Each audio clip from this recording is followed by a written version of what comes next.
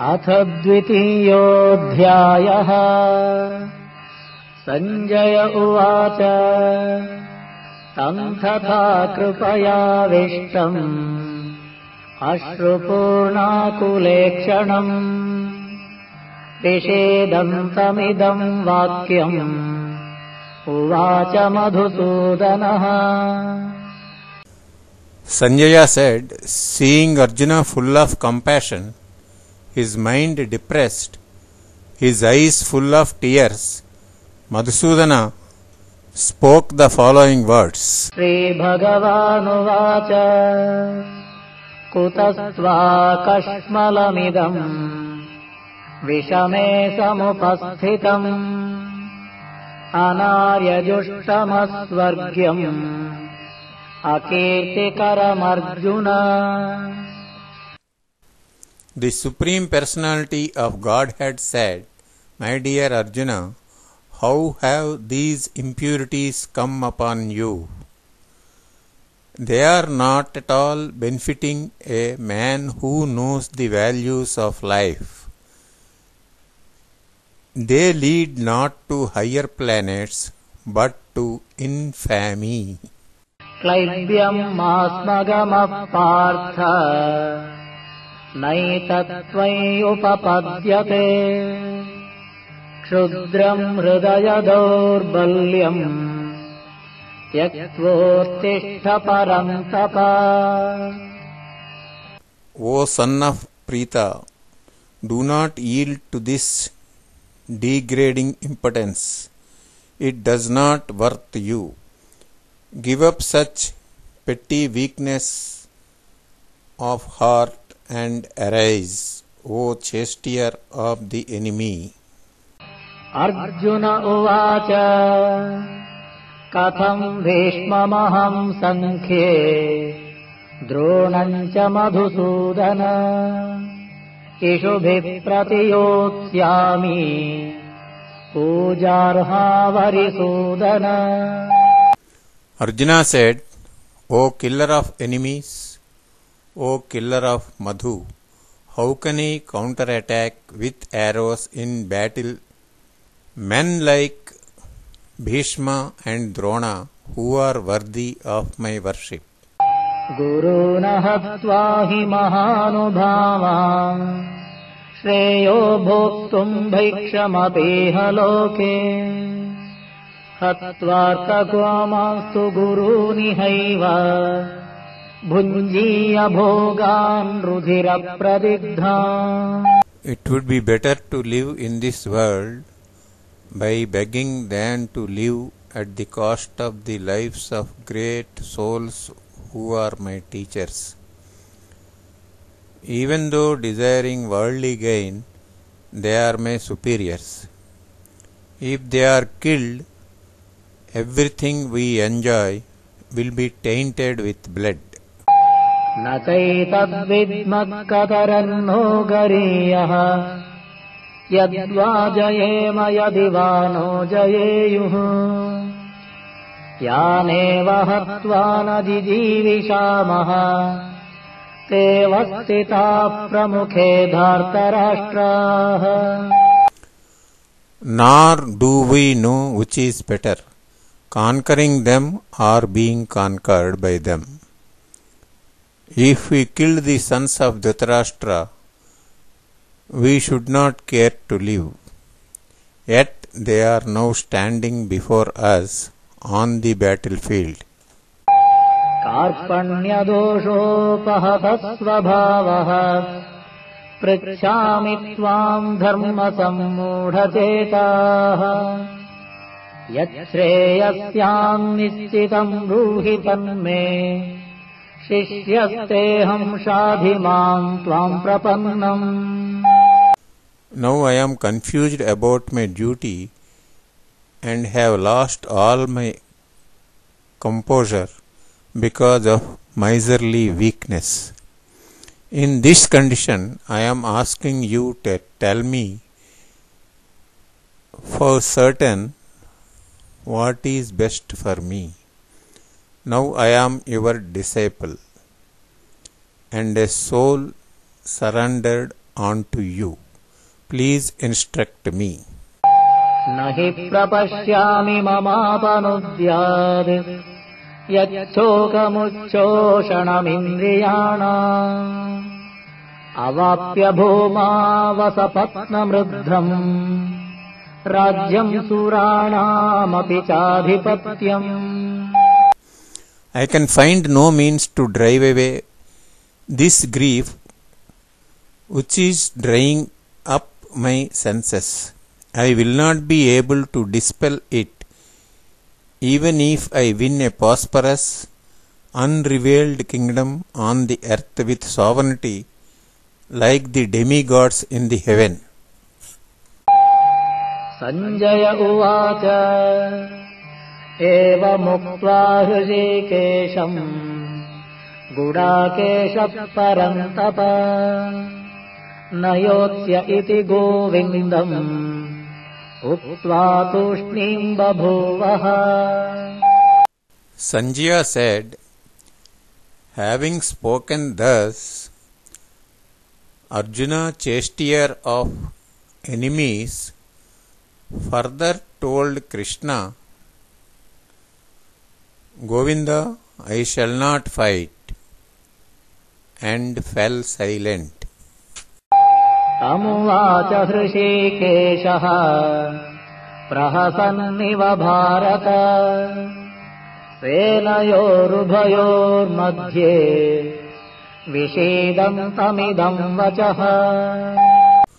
O descendant of Bharata, at that time Krishna smilingly in the midst of both the armies spoke the following words to the grief-stricken Arjuna.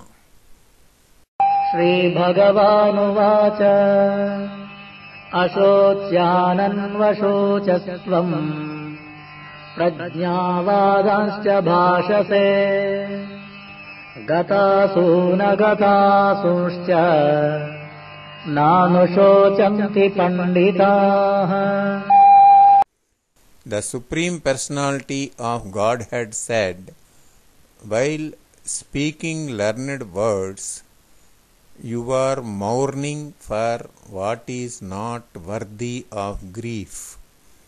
Those who are wise lament neither for the living nor for the dead. न त्वेवाहम् जातु नासम् न त्वम् नेमे जनाधिपाः न चैव न भविष्यामः सर्वे वयमतः परम्. Never was there a time when I did not exist, nor you, nor all these kings, nor in the future shall any of us cease to be. देहिनोऽस्मिन् यथा देहे कौमारम् यौवनम् जरा तथा देहान्तरप्राप्तिः धीरस्तत्र न मुह्यते. As the embodied soul continuously passes in this body from boyhood to youth to old age, the soul similarly passes away into another body at death. A sober person is not bewildered by such a change. मात्रा स्पर्शास्तु कौन्तेय शीतोष्णसुखदुःखदाः आगमापायिनो नित्याः तांस्तितिक्षस्व Bharata. O son of Kunti, the non-permanent appearance of happiness and distress and their disappearance in due course are like the appearance and disappearance of winter and summer seasons. They arise from sense perception. O descendant of Bharata, and one must learn to tolerate them without being disturbed. यं हि न व्यथयन्त्येते पुरुषं पुरुषर्षभ समदुःखसुखम् धीरम् सुमृतत्वाय कल्पते. O best among men, Arjuna, the person who is not disturbed by happiness and distress and is steady in both is certainly eligible for liberation. नासतो विद्यते भावः नाभावो विद्यते सतः उभयोरपि दृष्टोऽन्तः त्वनयोस्तत्त्वदर्शिभिः. Those who are seers of the truth have concluded that of the non-existent, that is the material body, there is no endurance, and of the eternal, that is the soul, there is no change. This they have concluded by studying the nature of both. अविनाशि तु तद्विद्धि येन सर्वमिदं ततम् विनाशमव्ययस्यास्य न कश्चित् कर्तुमर्हति. That soul pervades the entire body you should know to be indestructible. No one is able to destroy that imperishable soul. अन्तवन्त इमे देहाः नित्यस्योक्ता शरीरिणः अनाशिनोत्प्रमेयस्य तस्माद्युध्यस्व Bharata. The material body of the indestructible, immeasurable, and eternal living entity is sure to come to an end. Therefore fight, O descendant of Bharata. य एनं वेत्ति हन्तारम् यश्चैनं मन्यते हतम् उभौ तौ न विजानीतः नायं हन्ति न हन्यते.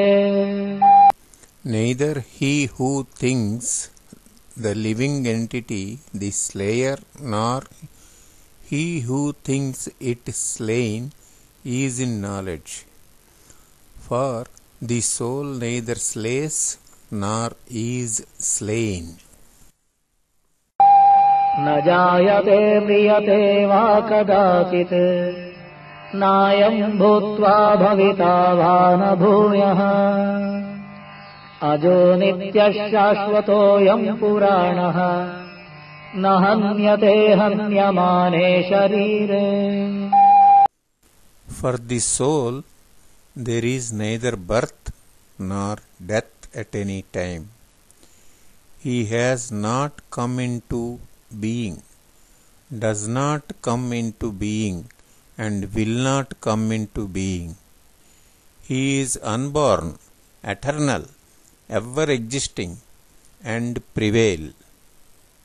He is not slain when the body is slain.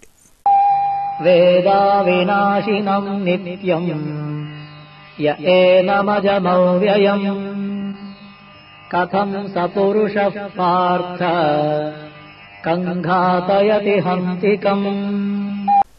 O Partha, how can a person who knows that the soul is indestructible, eternal, unborn, and immutable kill anyone or cause anyone to kill? वासांसि जीर्णानि यथा विहाय नवानि गृह्णाति नरोपराणि तथा शरीराणि विहाय जीर्णानि अन्यानि संयाति नवानि देहि. As a person puts on new garments, giving up old ones, the soul similarly accepts new material bodies, giving up the old and useless ones. नैनं छिन्दन्ति शस्त्राणि नैनं दहति पावकः न चैनं क्लेदयन्त्यापः न शोषयति मारुतः. The soul can never be cut to pieces by any weapon, nor burned by fire, nor moistened by water, nor withered by the wind. अच्छेद्योऽयमदाह्योऽयम् अक्लेद्यो शोष्य एव च नित्यसर्वगतस्थाणुः अचलोऽयम् सनातनः. This individual soul is unbreakable and insoluble, and can be neither burned nor dyed. He is everlasting, present everywhere, unchangeable, immovable, and eternally the same.